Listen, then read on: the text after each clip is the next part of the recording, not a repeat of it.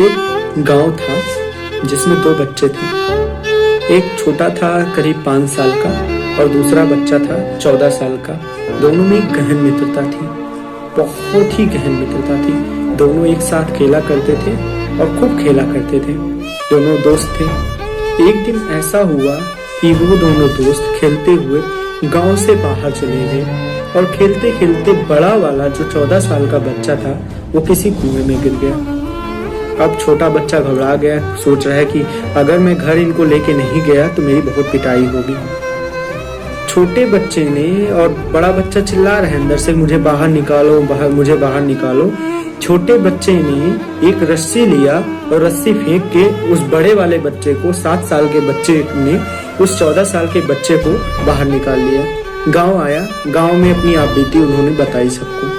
पूरे गांव में किसी ने यकीन नहीं किया, पूरे गांव में किसी ने यकीन नहीं किया। कहा कि अरे ये तो 7 साल का बच्चा है, ये कैसे 14 साल को खींच लेगा और कुएं से निकाल लेगा, संभव ही नहीं है। लेकिन एक बुजुर्ग था गांव का, उसने इस बात को यकीन किया और पूरा गांव एक तरफ और वो बुजुर्ग एक तरफ। हुआ ये, सारे लोग सोचने लगे कि आखिर बुजुर्ग क्यों मार रहा है। तो लोग उससे पूछने गए कि भाई आप इतने बुद्धिमान हैं, बुजुर्ग हैं हमारे गांव के, और आप इस बात को मान रहे हैं, इस झूठ को मान रहे हैं कि झूठ नहीं है, सच है।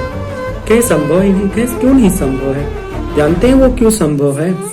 कहे हाँ क्यों? कहे कि उस 7 साल के बच्चे को उस समय उसके दिमाग में सिर्फ यही था कि उसको अपने दोस्त को, 14 साल वाले बच्चे को बचाना है। और उसमें उस समय दूर दूर तक, पूरे दूर दूर तक कोई ये नहीं था जो उसे ये बताया कि तुम ये काम नहीं कर सकते हो। सो उसने कर लिया।